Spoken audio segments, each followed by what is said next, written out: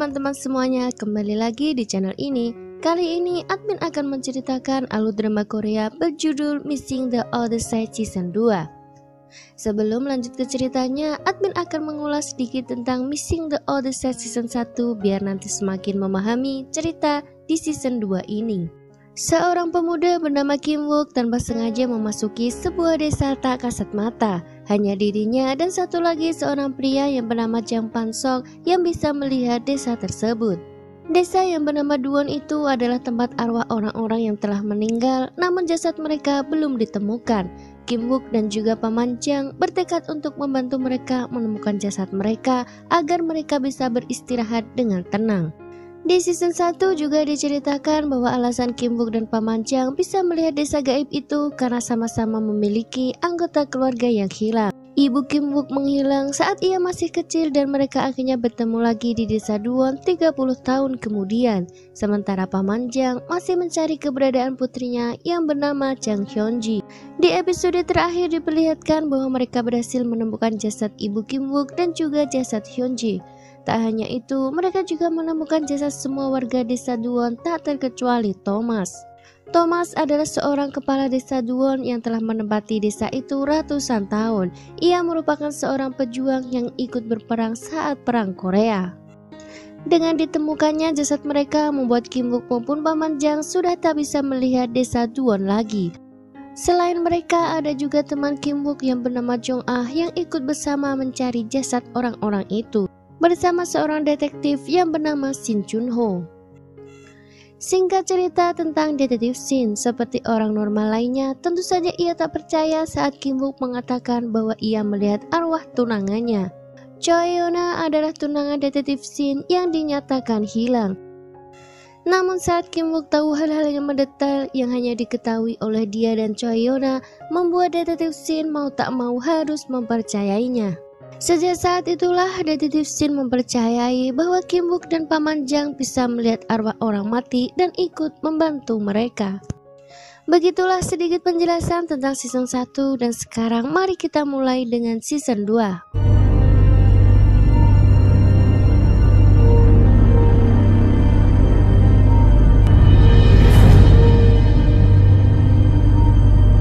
Episode 1 dimulai dengan Thomas yang sedang membicarakan Kim Wook dan Paman Jang pada seseorang.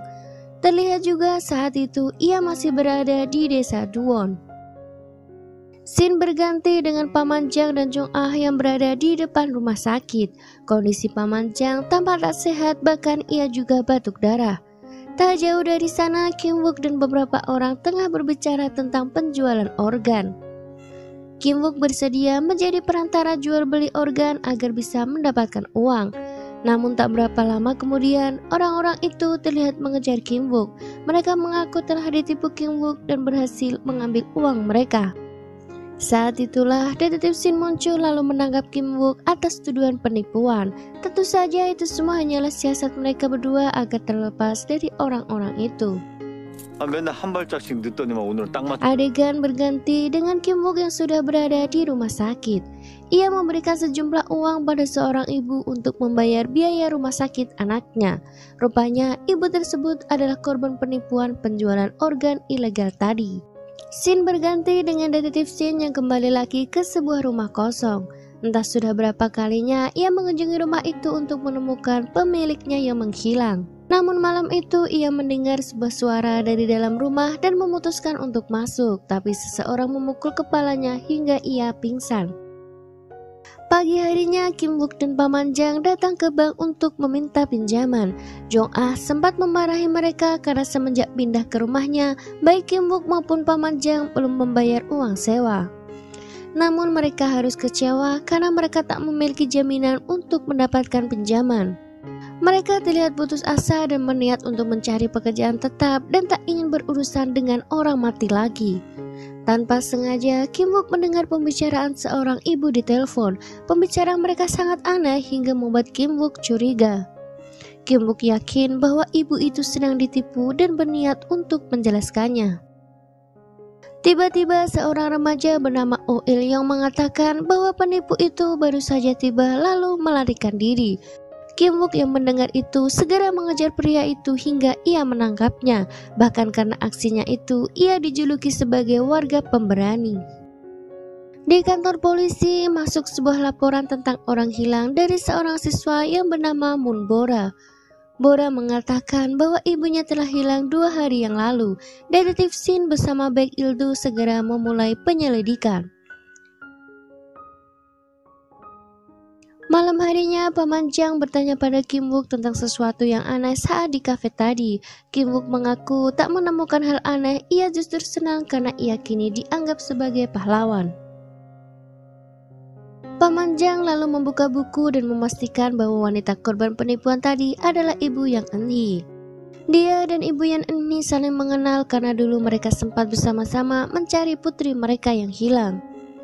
Rupanya Yang Eun-hee belum ditemukan hingga saat ini. Bahkan setelah 20 tahun berlalu, ia masih menunggu Eun-hee untuk pulang.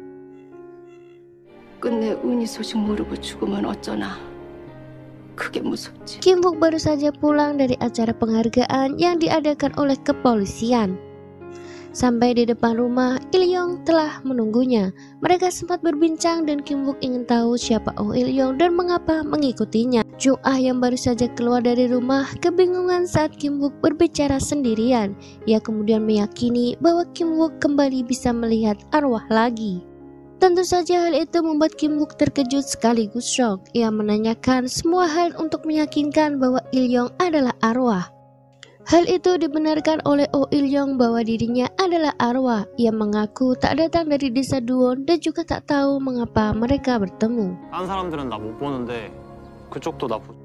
Il-yong kemudian mengatakan bahwa penipu yang ditangkap Kim Wook kemarin telah mati dibunuh. Ia juga meminta Kim Wook untuk menyelamatkan seorang wanita bernama Choi Jong-ah yang disekap di mobil pembunuh. Melihat Paman Jang yang baru saja tiba membuat Kim Wook menceritakan semuanya. Ternyata saat di kafe kemarin, Paman Jang juga bisa melihat Oh Il-yong dan itu berarti mereka berdua sama-sama bisa melihat arwah lagi. Untuk membuktikan bahwa perkataan Il-yong benar, mereka mendatangi tempat di mana Choi Jong-ah disekap. Mereka bahkan melaporkan penculikan itu pada Detektif Shin. Namun ternyata di tempat itu tak ada apapun. Detektif Shin juga menertawakan mereka saat mengetahui bahwa saksi penculikan itu adalah hantu. Seolah ingin memastikan lagi, Kim Wook dan Paman Jang pergi ke hutan di mana desa Duwon berada. Mereka tampak senang karena tak bisa melihat desa itu lagi. Mereka juga yakin bahwa yang dikatakan Oh Il-yong tidak benar. Di rumah sakit, Ibu Eun-hee tampak bersikeras bertemu dengan dokter yang bernama Park Yeon-jun. Park Yeon-jun adalah kekasih Eun-hee dulu dan orang terakhir yang melihat Eun-hee sebelum menghilang. Selama 20 tahun, Ibu Eun-hee meminta Park Yeon-jun untuk memberitahukan keberadaan Eun-hee. Tapi selama 20 tahun itu juga, Park Yeon-jun tak mengatakan apapun. Hari itu juga, Park Yeon-jun masih diam membuat Ibu Eun-hee menangis histeris. Paman Jang dan Kim Wook datang untuk menenangkan Ibu Eun-hee. Oh Il-yong yang berada di sana sejak awal berkata pada Kim Wook bahwa ia tahu keberadaan Yang Eun-hee. Namun Kim Wook malah marah dan meminta Oh Il-yong untuk tidak mengganggunya. Telepon Kim Wook berdering mendapat panggilan dari Detektif Shin. Detektif Shin mengabarkan bahwa ditemukan sebuah mayat wanita yang memakai gaun pengantin dan wanita itu bernama Choi Jong-ah. Kim Wook terlihat terkejut karena ucapan Il-yong ternyata benar. Ia kemudian meminta Il-yong untuk mengatakan di mana Eun-hee berada. Hari berikutnya, Kim Wook dan Paman Jang terlihat sudah berada di pabrik yang terbengkalai. Perlahan mereka memasuki gedung itu hingga melihat sebuah desa yang ada di tengah hutan. Kedua orang berbeda usia itu terkejut sekaligus tak percaya. Kim Wook bahkan mencoba memotretnya, namun yang terlihat di layar ponselnya hanyalah tembok bangunan pabrik. Benarkah desa itu adalah desa Duwon yang lain? Benarkah di sana ada arwah orang mati yang jasadnya belum juga ditemukan? Lanjut ke episode 2. Di episode 2 masih dimulai dengan Thomas yang bercerita tentang Kim Wook dan Paman Jang. Menurutnya, karena demi membantu warga desa Duwon, Kim Wook dan Paman Jang hampir celaka. Ternyata lawan bicara Thomas saat itu adalah Oh Il-yong. Kembali pada Kim Wook dan Paman Jang yang masih terkejut dengan penglihatannya. Oh Il-yong kemudian muncul menyambut mereka dan mengajaknya bertemu dengan Kapten Kang. Tiba-tiba dari sebuah pohon seorang anak perempuan muncul, pemandangan yang tentu saja sangat mengejutkan. Anak yang bernama Alice itu terlihat takut dan kebingungan membuat Kapten Kang menenangkannya. Kapten Kang kemudian meminta Kim Wook dan Paman Jang untuk mengantar Alice ke sekolah. Di sana ada banyak anak-anak dan mungkin saja bisa membuat Alice tenang. Tiba di sekolah, mereka terkejut melihat begitu banyak anak-anak di desa, bahkan jumlahnya melebihi penduduk desa Tuwon. Di sana juga akhirnya mereka bertemu dengan Yang Eun-hee. Seorang anak kecil bernama Haeun bersama temannya langsung mengenali Paman Jang sebagai ayah Hyunji. Ternyata selama ini Hyunji ada di desa itu hingga hari di mana ia pergi untuk selamanya. Paman Jang yang mendengar itu tampak shock sekaligus senang karena Hyunji selama ini dikelilingi oleh orang-orang yang baik. Hingga malam hari, Paman Jang tak ingin pergi dari desa itu dan memilih menginap untuk mengenang Hyunji. Detektif Shin memulai penyelidikan tentang Ibu Bora dan bertanya pada teman-temannya. Dari sanalah ia tahu bahwa Ibu Bora bekerja di sebuah bar. Menurut manajer bar tersebut, Ibu Bora cuti untuk beberapa hari. Sebelum mengajukan cuti, ia terlibat sebuah insiden dengan seorang pelanggan. Dari rekaman CCTV juga terlihat Ibu Bora keluar dari bar dengan santai seolah tidak sedang dalam bahaya. Cerita beralih pada Kim Wook yang sudah sampai di rumah. Melihat berita penemuan jasad Choi Jong-ah membuat Jong-ah bercerita bahwa wanita itu adalah temannya yang kabur di hari pernikahan.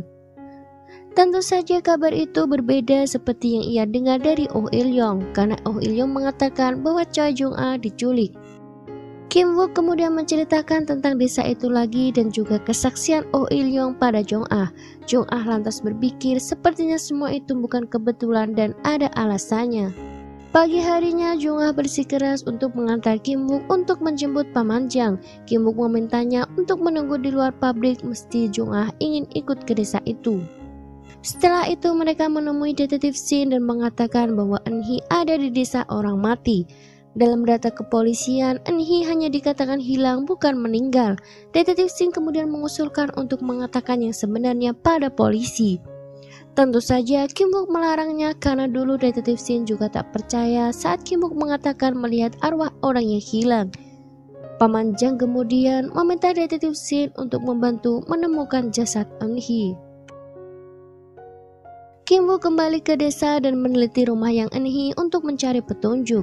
Ia kemudian melihat ponsel Eun-hee dan membaca pesannya. Detektif Shin mengatakan bahwa Eun-hee dilaporkan kabur pada tahun 2022, namun seminggu kemudian ia justru dinyatakan hilang. Eun-hee menghilang tanpa jejak, bahkan semua barang-barangnya juga masih berada di rumah kecuali ponselnya. Namun Eun-hee membawa ponselnya sampai ke desa itu dan itu berarti saat ia meninggal ponsel itu ada bersamanya. Seseorang pasti menyembunyikannya. Kim Wook kemudian bercerita bahwa hal terakhir yang diingat Eun-hee adalah ia ada sedikit salah paham dengan temannya yang bernama Cho Jong-sik. Cho Jong-sik mengantarnya pulang dan ingin memeluknya. Namun Eun-hee menolak dan memberontak dan membuatnya membentur tiang listrik. Cho Jong-sik yang melihat Park Hyung-jun yang berada di sana segera melarikan diri tanpa menolong Eun-hee. Keluarga Cho Jong-sik juga membenarkan bahwa setelah itu Cho Jong-sik pulang ke rumah. Kim Wook kemudian mengatakan bahwa Park Hyung-jun adalah pelakunya. Ia melihat pesan yang dikirimkan Park Hyung-jun pada Eun-hee. Dari pesan itu terlihat bahwa Park Hyung-jun marah karena salah paham pada hubungan Eun-hee dan Cho Jong-sik.